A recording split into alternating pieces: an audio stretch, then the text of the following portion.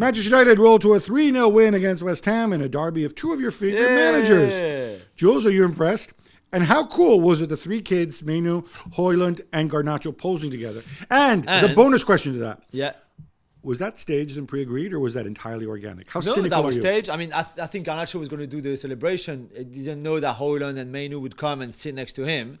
And by the way, this is not trolling Mohamed Kudus, who did that celebration before. This is a Cristiano celebration from way before that I guess Kudus copied, but Cristiano did that before, and Cristiano is obviously Garnacho's idol, so I think Garnacho always does Cristiano's celebration. That was not trolling Kudus, which I think a lot of people in England thought it was. I just love that photo of a 19-year-old, 18-year-old, 21-year-old who are, very likely the future of Manchester United. On that photo with the fans behind, on that Garnacho goal. The first time, I don't think the score reflects the game, especially in the first half, where I don't think United were good at all. There are three shots, all of three, or pretty much all of them outside of the box. Yes, they scored, and it's a good goal by Højlund, but West Ham, and I don't like David Moyes, you know how much I don't like, and especially more when he plays for number 6 in a game, like he did against Bournemouth on Thursday night. But it's one of those games where I think United, this time, everything kind of went their way. So well done to them. Chelsea are embarrassed at home by Wolves 4-2. Gab, you were there. Did it look as bad in 3D as it did on my television? Because it was bad in front of my television. It was worse when you're actually there. I think it was early in the second half. The fans started singing Roman Abramovich's name. Yeah. There were obviously boos at halftime. It's like they've gone past having a go at the players. Because the players are what they are now. I think they're for some time, of course, they had questions about the way the club was going, but also towards Pochettino. That's also why afterwards he clearly heard them afterwards. He says, "We can only apologize. We haven't kept up with the history of the club." Blah blah blah.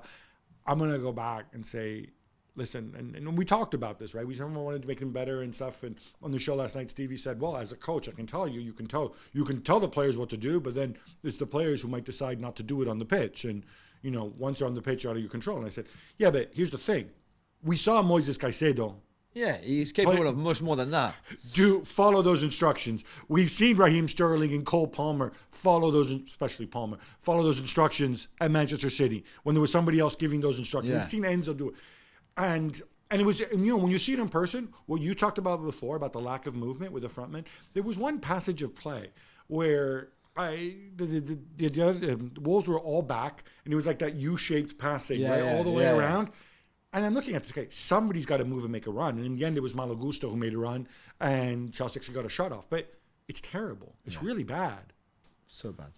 Richarlison scores twice against his old club, but Tottenham Hotspur conceded injury time and dropped points at Goodison. Jules, they've given up 8 goals after the 90th minute this season.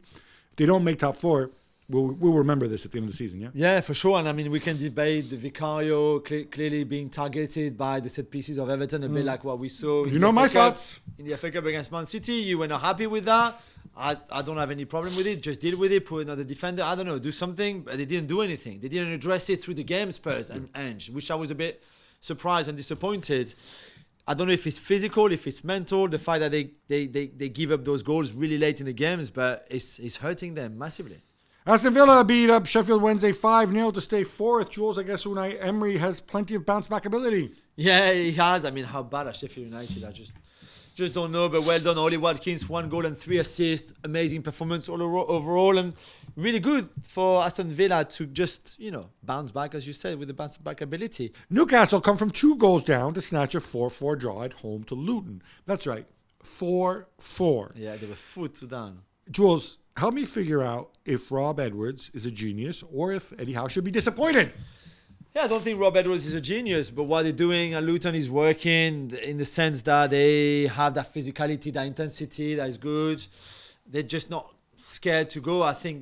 Newcastle's defending is horrendous. Not just in this game, but has been horrendous for a while now. And yeah, they've got attacking power, of course, and because they commit people forward, they will create chances and score. But defensively, they need to sort this out because this is not... Last season, remember how good they had that spell for like 10 games in a row, something where they didn't concede at all. Well, they had Nick Pope. Now they don't. Yeah, okay, but it's not just Nick Pope. No, and I think everybody. You're right. And I think that's weird because it's like they were defending better earlier this season when Botman was out.